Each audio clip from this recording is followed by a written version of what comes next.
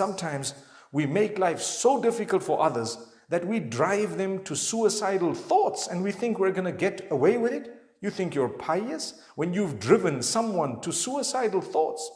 Couldn't you empower them? Couldn't you speak to them, reassure them? Couldn't you give them words of guidance? Couldn't you let them know how merciful Allah is so that whatever they've done could be wiped out?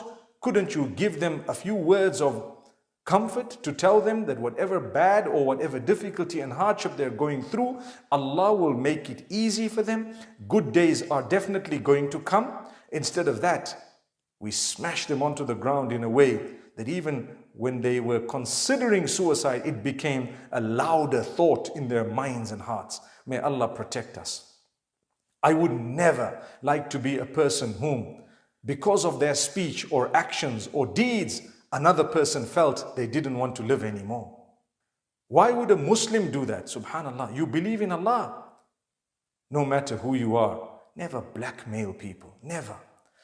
Never treat people in a bad way. There are so many out there who blackmail others.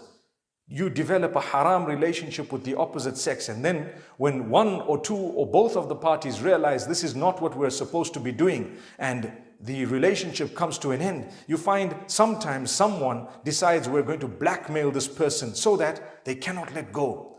Well, you may choose to do something silly. You are very well in the clutches of Allah. Allah is definitely going to get hold of you. If not here, then very soon. You don't get away with oppressing people. ظُلْمُ ظُلُمَاتٌ يَوْمَ الْقِيَامَةِ. When you've oppressed someone, that's going to be the darknesses of the Day of Judgment. Subhanallah. Dark clouds above your head on the Day of Judgment. The clouds of shame, the clouds of hurt and oppression, those would be the regretful ones. May Allah subhanahu wa ta'ala protect us.